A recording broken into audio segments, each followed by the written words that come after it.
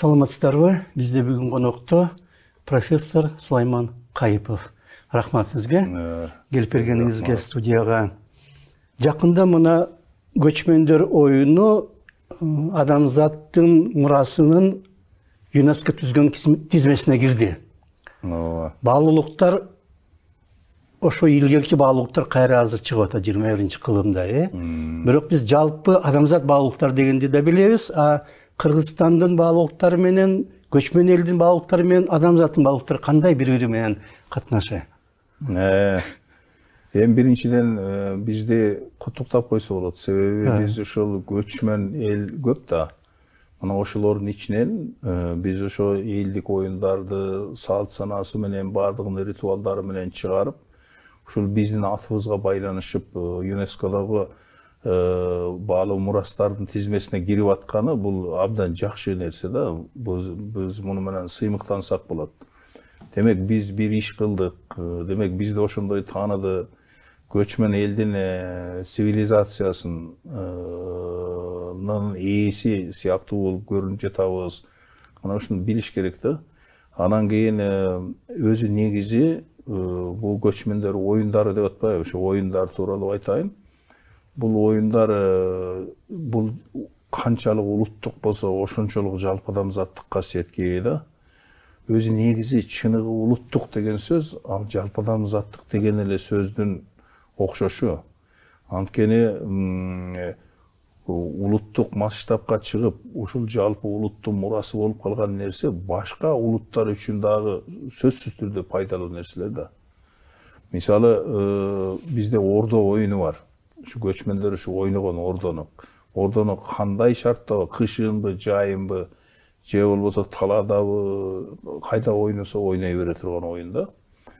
Анын үстүнө бул ордону көрүүчүлөрү да болот. Ал жерде кыймыл аракет бар. Ал жерде мындай кишинин ден соолугун оңдой турган упражнениялер да бар да. Бул кадимкидей эле көнүгүүлөр бар ал жерде. Көздөн баштап бут ар бир мүчөгө таасир эте турган кыймыл аракеттери бар. Аны адам ойноп жатып, билбей, өзү атайлап жасабайлы, ушул ойноп жатып жасайт дагы. Ден соолугу да жакшы болот, өзү да сергек болот, өмүрү да узун болот да. Ушуга байланыштуу мен бир нерсени айтайын. Мынабу немеден Арабистандан бир саякатчы келген экен. Мен Памир кыргыздарынан жыйнап алган икаялардын ичинде айтылат да. Андан кийин ал келгенден 40 жылдан кийин анын окуучусу келиптир Памирге. Анын окуучусунан сурап, кайдан келдиң, эмне көрдүң деп айтыптыр. Памирде ушундай экен, эл мындай экен деп. Ошол жерде дептир бир мындай чийип алып, тегерек кылып чийип алып, ортосуна чүкөлөрдү тизип алып ойногон эл бар эле. Кыргыздарбы? Алар азыр деле ошону ойнойт дептир. Десе айтыптыр. Азыр деле ойноп атса, анда ал эл көпкө чейин жоголбойт деп. Көрдүңүзбү? Демек, ушул биздин ордо оюну кадимки эле олимпиадада ойноло турган, улутуна карабай ар бир киши ойноп, ошонун пайдасын көрө турган оюн да. Биз аны азыр ача элекпиз да. Бул ордо шумдук, бул мамлекетти башкаруунун системасы бар ал жерде. Хан деген бар, солдаттары болот жана чүкө. Ошону кантип жеңиш керек, чек арадан кантип басыш керек, жана тегерек ал мамлекеттин чек арасынын символу, ошону басуунун эрежеси бар. Кай жерден кирип ханды аталасың, хан чыгып кеткенден кийин талап алат чүкөлөрдүн бардыгын. Мародерство эмес бирок ал. Себеби талап алган чүкөнү кайта бөлүшөт. Ыңгайына карап, мынчадан ашып кетсе, мындай деп туруп бөлүшөт. Ал жерде мындай баары мен алып алдым, меники деген жок андай. Ошон үчүн мынабу ордо оюну деле, бул ошол өзүнчө мен буга ишенем аябай. Бир кездерде сөзсүз түрдө ушу олимпиадалык оюндар болуп ойнолот бул. Сөзсүз ошондой болот. Кыргыздар киргизиши керек муну. Себеби Кыргыздан башка эч бир элде ордо оюну ойнолбойт. Жокпу? Баягы чүкөнү чийип алып, түз сызык чийип алып туруп ошол жерден ашырып атып ойногондор бар. Дүйнөнүн бардык жеринде бар да. Анан башкача ойногондор бар. Бирок жанагындай кылып мамлекеттин чегиндей кылып тегерек чийип алып, анан так ортосун борбор деп атап коюп, Анын да так ортосуна хан деген кичинекей чүкөнүн сыныгын коюп, анан тегере четине жана солдаттардай кылып ханды корутуп, чүкөлөрдү тизип коюп, анан атып ойногон эч жерде мындай оюн жок да. Бул мамлекет. Мына ошол оюнду ойноп жатып, мамлекеттин кыйратып аткан кыргыздар кыйратып алгандан кийин да, ошол оюнду ойноп жатып эле кайра мамлекет башкаруу жөнүндөгү түшүнүктөрү ичкертен жаңылана берген да. Бул тарыхый эс тутумду жаңылап жандандырып турган коддорго толгон оюн да бул өзү. Анан албетте оюн болгондон кийин мунун физикалык жагы, адамды ден соолугуна тиешелүү маселелер, булардын баардыгы ордо оюнун ойногон кишинин эч качан көзү оорубайт мисалы. Себеби ар бир неметкенде ошол ойногондо караганда кандай караш керек, эмне караш керек, ошо көз мисалы үчүн неметип калат. Көз машыгып калат да. Анан кийин мисалы үчүн тоормак деген ыкмасы бар. Ошо чекке келип калган, чийинге жакын турган чүкөнү мындай кылып тооруп туруп терс жагынан тооруп алат мындай кылып. Ал немени жасаш үчүн, ал фигураны жасаш үчүн күч керек, эпчилдик керек. Анан ар бир адамдын клеткасына салмак түшөт. Мына ушундай кадамак дегени баардыгы эле ошол ыкмаларынын баардыгы ошо адамзаттын ден соолугун жакшыртууга, рухун ойготууга, адамды сергек тутууга, ал эмес ооруларынан сакайтууга дагы жардам берген оюн да бул өзү. Анан жөн эле мындай дисканы ыргытып деле ойноп атышпайбы? Бул өтө татаал оюн, эрежеси бар мунун. Анан эң кызык жери, кыргыздын ушу оюндарынын кызык жери, бул жалаң гана физикалык жакты өстүрүп, өнүктүрүп, анан кийин акыл эске тиешеси жок болуп калбайт да. Эгер акыл эсти өнүктүрө турганы физикалык жагын өнүктүрүүгө тиешеси жок болуп калбайт. Мисалы үчүн ордодо ошол физикалык менен рухий тараптын гармониясы бүтүндөшкөн, бириккен жери бар да. Ал эми бул идеал да. Бул элдик оюндарда же ар кандай спорт оюнда акыл эсти өнүктүрүү, тарыхый эс тутумду ойготуу, анан ошону менен эле адамдын денесин машыктырып, күчтөндүрүү, булардын баардыгы бириккен. Бул өзү андай жок да, идеал ошондой. Бирок ал идеалга жеткен эмес да эч ким. Ана ордо оюнун мен кыргыз болгонум үчүн, анан кыргыздар ордо ойногон үчүн эле мактап аткан жокмун. Мен себеби ошо элдик оюндар дүйнөдө эмне экен, мен этнограф болом деп аракет кылып жүргөн чакта ушулардын баарын окудум да. Ошондо карап отурсам, ошо кыргыздын оюндары, анын ичинен ушул ордо ушул кыргыз элдик оюндарынын падышасы ушул да. Бул жалпы адамзаттык мааниге ээ. Бүткүл адамзат муну жүрүп отуруп сөзсүз ойнойт да. Кыргыздандай нерсе көп да. Мына маңкуртту мисалы үчүн ошо кыргыз ачып койду эле айтматып. Бүткүл дүйнө билип калды, азыр маңкурт болууга аракет кылат.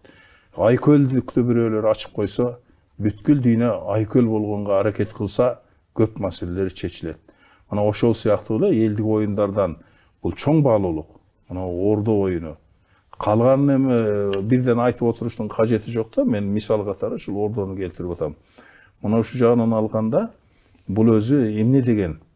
Бул адамзаттын рухун тазалап атса, ден соолугуна жакшы келип атса, ой, акыл эсин өнүктүрүп атса, булардын баардыгы эмне? Демек, цивилизациянын өзү ошол да. Демек, көчмөн цивилизациясынын эми азыр терминде артефакт деп коет. Көчмөн цивилизациясынын өрнөгү, мисалы катары ушул элдик оюндарды көрсөтсө болот да.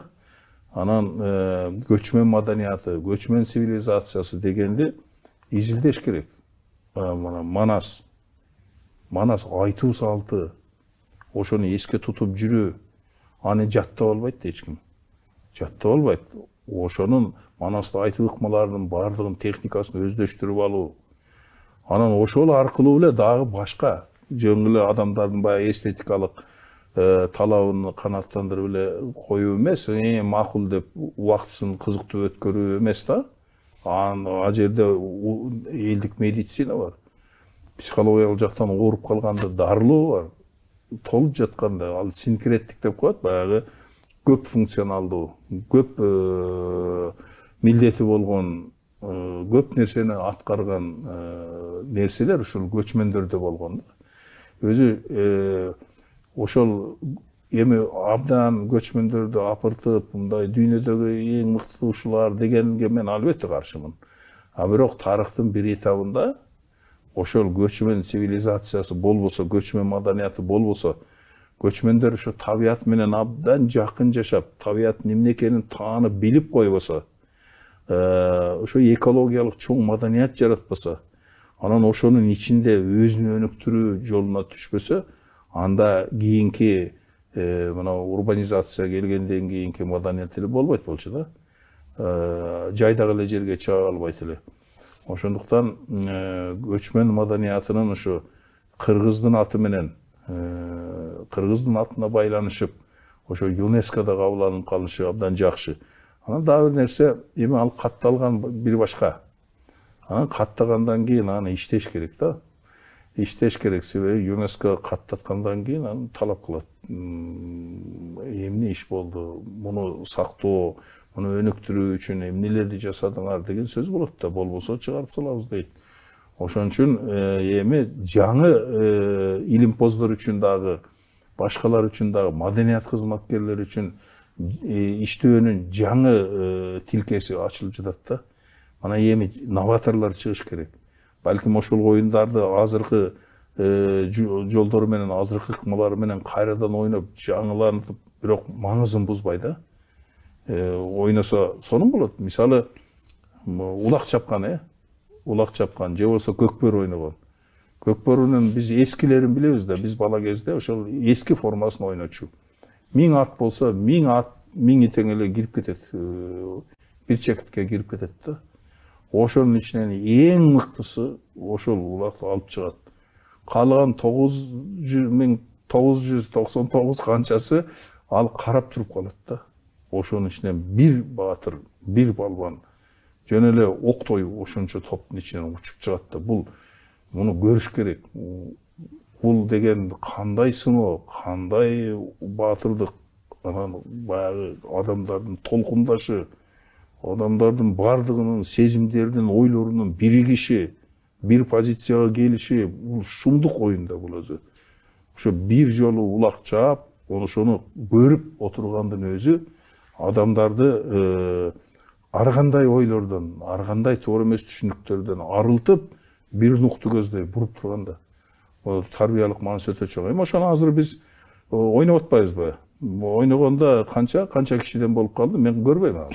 Эми бөлүшөт бир баскетбол. Он чакты болуп бөлүшөт го, эки команда болуп, эки тайпа болуп. Жана тайгазан дегенди таап алганда, андай тайгазан жок. Мен эми ошол өзүм улак чапкандарды көрүп, анан аны изилдеп жүргөн киши катары айтып коеюн да. Андай жылкы өзү токтобойт. Жылкы деген алдынан чыккан нерсеге карабай секирип өтө турган, ошо урунуп эле турган мал эмеспи. Анан ошо чоң кылып тайгазан деп коюп койгон, ошол жерге алып барып ташта дегенде өлүп атпайбы? Мына Ошто бир жигит жок жерден каза болбодубу? Болду да. Анан кийин майып болуп калганы канча. Анан аттын баягы мүмкүнчүлүгүн ачуу үчүн, ат эмне? Ат деген узак жүгүргөндө мүмкүнчүлүк ачылат. Анын сулуулугу ошондо чыгат. Жигиттин дагы баатырлыгы, балбандыгы, эр жүрөктүгү, ал эмес ат чапкандагы көркөмдүк, эстетикалык жагы бар да. Ошонун бардыгы мындай кичинекей жерде топуруп атканда чыкпайт.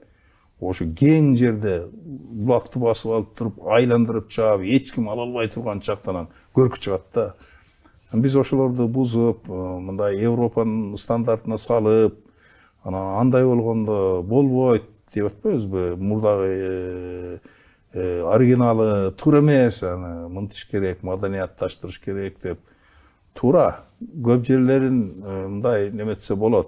А бирок баары бир оригиналына жакын кылып сакташ керек да. Мен мисалы үчүн азыркы көкбөрүлөрдү анча кызыгып деле көрбөйм. кыйын жигиттер бар, аябай. Ай атаң көр дейм.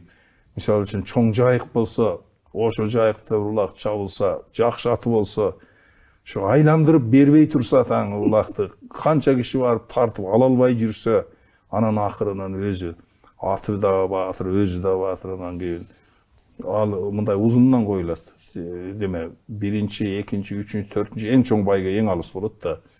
Эң алыскы байга алып барып турган кийин улак таштаса, мисалы да, мына ошо көрк ошондо да, ошондон анан элдин бардыгы бата берет. Элдин бардыгы көп нерседен арылат, тазаланат. Бул ушундай болот да. Ama андай болбой калса болбойт да. Көп оюндар бар. Мен элдик оюндар, айрыкча Памир кыргыздардын элдик оюндары боюнча ошол китеп жазам деп көп материалдарды карадым. Элдик оюндар өзүнчө казынады. Бул көчмөндөр оюну деген бул гениалдуу тема. Бул бүтпөс тема. Муну канча том китеп жазса дагы тим эле кылым бою ар кандай иш-чараларды өткөрсө да түгөнбөй турган потенциалы бар тема да. Азыркы мына заманбап азыркы адамзат экология жагынан аябай маселелер чыгып атат, Мына Киотодо протокол түзүлдү эле, анан мына Парижде келишим түзүлдү эле, жакында мына Глазгодо чоң саммит болду, бирок экологдор айтып атат, ал жыйынтыксыз болду деп, же чыккан жыйынтыгы жарабайт деп айтып атышат экология жагынан. А бирок көчмөн элинде, кыргыз элинде экология башынан тартып эле эми баалуулук болгон экология. Кандай бул жердеги азыркы заман менен айкалыштык? Бул жерде мисалы үчүн табиятты өздөштүрүү, же болбосо табиятты пайдалануу маданияты көчмөндөрдө өтө жогору болот да. Мисалы мен бир мисал келтирейин. Мисалы табияттан алган бул мергенчи да. Азыр браконьер деп атпайбы, ошол мергенчилер табияттагы даяр нерсени алып келип азык жасаган адам. Муну жөн эле мындай азыр биз ойлоп аткандай болгон эмес. Мисалы үчүн мен мергенчимин. Менин жанымда дагы эки киши барат. Аларды санчы деп коет. Сан алат да алар. Санчы дейт. Ошолор жардам берет мага көтөрүшкөнгө. Мен аттым, мисалы үчүн бир аркарды аттым. Мергенчимин. Мен гана аталам, калгандар тийгиз албайт. Мисалы да. Анан аны алганда, сойгондо, терисине салып кайра эметкенде жардам беришет. Анан жүктүп алып кайра келгенде ал тиги экөөнүн ала турган бөлүгү белгилүү. Алар эки санын алат сөзсүз түрдө. Анан жолдо келатканда сөзсүз түрдө бул эреже катары. Мисалы үчүн шыралга деп коет. Шыралга бер дегенде бере турган жөн эле четинен бир кесим эт кесип берип койбойт. Ага бере турган алдыңкы кол дейт, же болбосо жилик дейт, карчыга дейт, кабырга дейт. Ошентип отуруп мергенчинин үйүнө келгенде анын үй бүлөсүнө ылайыктуу гана бир неме кылат. Бул эмне үчүн мындай? Себеби бир эле киши барып эле табияттагы даяр нерсени алып, анан өзүндүк кылып, ээлеп алып, өзү жалгыз жеп, же болсо ар бир киши барып эле бирден атып алып, андай жок да. Ага тыюу салынат. Мергенчи барбы? Ошол атат дейт. Ал шыралга алып келет. Ошентип отуруп, табияттан баягы алган нерсени, азыкты ошентип бүткүл элге, ошо жердеги бүткүл айылга же болбосо таркатып берүү, бул эмне деген? Бул экологияны коруу дегендин өзү ошол эмеспи? Кыйратпайт, бирдатат. Ал эми норма бузулуп кете турган болсо, анда катастрофа болот. Себеби анын бардыгын жомоктордо айтып койгон. Мисалы үчүн Карагул ботом ата берет да, ата берет. Акыры жүрүп отуруп, ошо чаарчыктын терисинен чапан кийип аткан баласын чаарчык экен деп атып алып, ошо менен тукумсуз калат. Айтып койгон, табиятты канчалык кыра берсең, өзүңдүн да тукумуң ошондой болуп кырылат деп айтып койгон. Кожо жашта деле ошо да. Кой тукуму улансын дебей, текесин атып койгон. анан каргап коюп кожоша өзү жок болуп атпайбы. Булардын баардыгы адамдарга эскертип койгон да, эскертүү болгон. Табият менен мамилени жакшы кылыш керек. Бутактарды кыйган эмес, баардык нерсе жандуу деп эсептелген. Анимисттик түшүнүктө жашаганда кыргыз. Бир дарактын бутагын кыйсаң, анда жаны бар, ооруйт деп атаган. Көктөп турган нерсени кыйбаш керек деген. Анан кийин баягы ушул маданияттын баарынан ажырап калган кезде анан токойлордун баарын талкалабады. Азыр Арсланбек Токойдун канча проценти калганын Кудай билет да. Аны ал Токой андай эмес болчу да. Баардыгын жайлашпады. Мана биздин эле айылда жырткычтык менен. Жырткычтык, адам жырткыч да. Мисалы биздин айылда Актоо Карамарт деп коет биздин айылда. Ошо Карамарт деген жеринде азыр сурасаңыз билбейт. Карамарт деген эмне десең? Карамарт деген жыгач бар экен.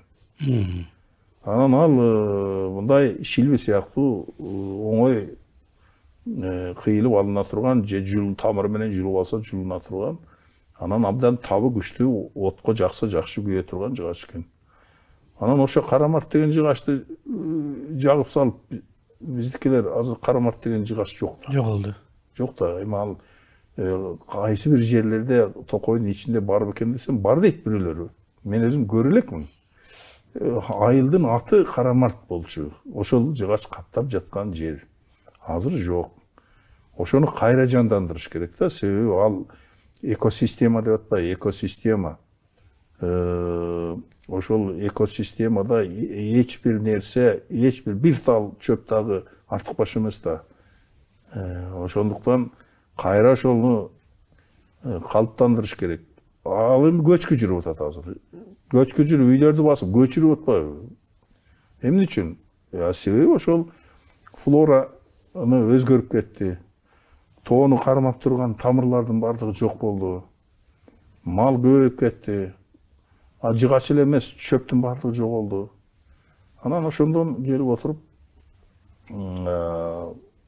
анан кайта эле көчкү ошону жасаган кишилердин үйүн басып калып атат. Себеби табият деген жазалабай койбойт экен да, эч качан. Табиятка жакшы мамиле, туура мамиле кылсаң, табият түгөнбөгөн кенч экен. Жаман мамиле кылсаң, эң чоң душман ошол экен да. Ошон үчүн бул экология азыр эми дүйнөдө шумдук болуп, биринчи маселе ушул азыр. Азыр аябай. Башка маселе ал калды. Азыр экология маселеси биринчи маселе эмеспи? Ошол экологиялык маданиятыбыз биздики мурда такыр эч кимдин сабаты жок кезде абдан жакшы болгон. Ал эмес Кытай булактарында бар экен да. Кытай булактарында бар экен. Биздин көчмөн кошуналарыбыз табияттын сырларын абдан жакшы билишет. Биз ошолордон үйрөнүшүбүз керек. Алар суу жөнүндө мындай деп ырдайт деп, биздин аккан суу деген ырлар бар эмеспи? Аккан сууну суу кылып ырдайт. Суу жөнүндө ыр бар, шамал жөнүндө ыр бар, күн жөнүндө ырлар бар бизде, ошолордун баардыгын ырдап. Мунун баардыгы ааламдык чоң маданиятта. Ушунун системасын биз бузуп алганбыз. Мисалы үчүн Гегельдин системасы, Фейербахтын системасы, материалист, идеалист деп отуруп, өзүбүздүкүнө караган эмеспиз да. Өзүбүздүкүнө карасаң, абдан ошол табиятка жасаган мамиледен келип чыккан чоң философия бар да. Биздин этнофилософия абдан бай, изилденбей жатат да. Кыргыз этнофилософиясы деген чоң проблема, чоң маселе бар. Ошону чукуп чыкса, кыргыздын космос эмне дейт? Космос эмне дейт кыргыз? Кандай өздөштүрдү? Көркөм кандай өздөштүрдү? Акыл ой менен кандай өздөштүрдү? Андан кийин жер. Андан кийин жердеги жандуу жансыз нерселер. Анан адамдын акыл эсин кандай деп эсептеди.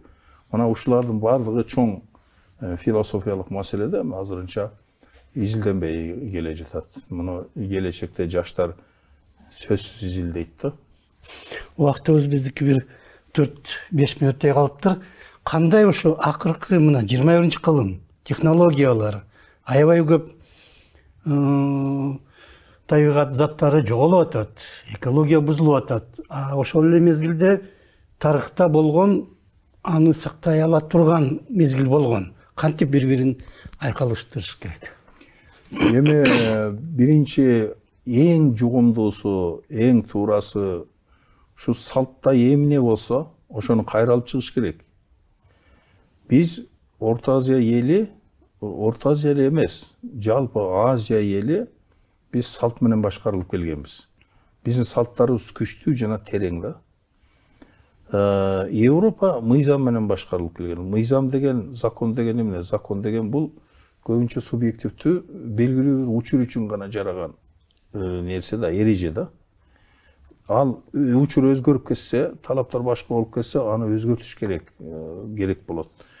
Ал эми салттар болсо, бул салттар бул оңойчулук менен өзгөрбөйт, консервативдүү болот.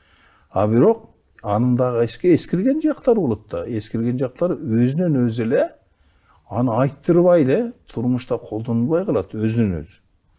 Ошондуктан бул табигый жолу менен эч ким зордобой эле, эч кимге айттырып отурбай эле ошол мыйзамдан күчтүүрөөк эрежелер келип чыгат да.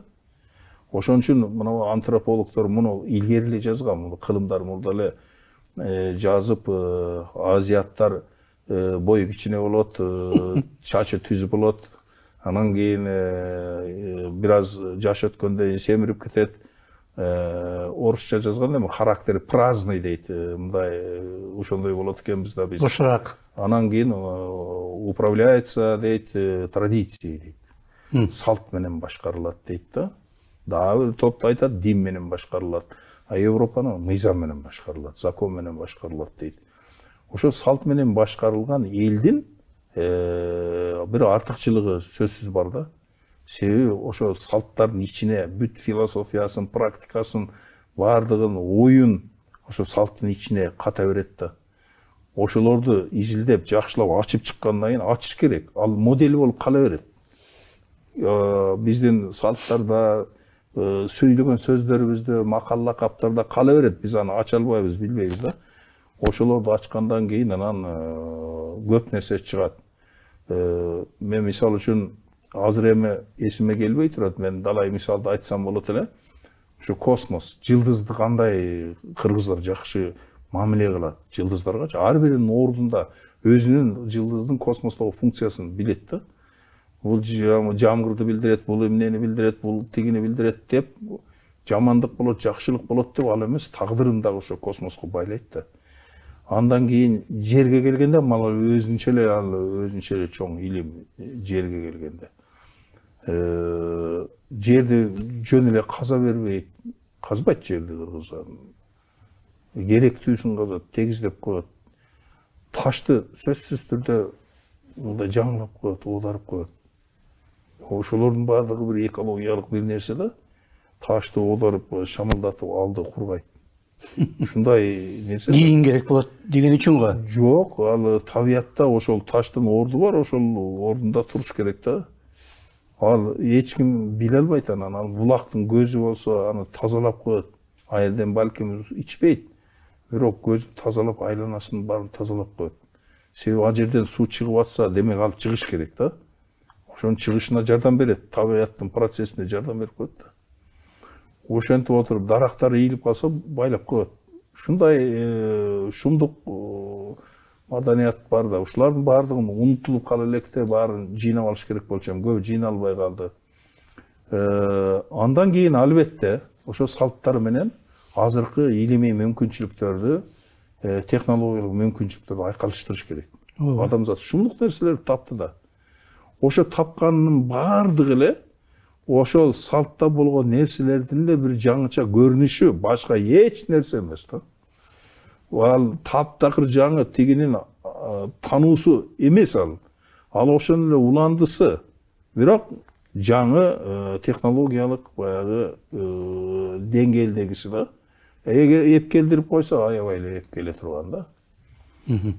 Убактыбызды аяктап калыптыр, дагы бир топ сүйлөшөбүз го, дагы интервью кылып. Рахмат сизге. Бизде конокто профессор Сулайман Кайыпов болду. Биз баалуулуктар жөнүндө сөз кылдык, улуттук жана жалпы адамзаттык баалуулуктар тууралуу. Рахмат сизге. Саламат болуңуздар.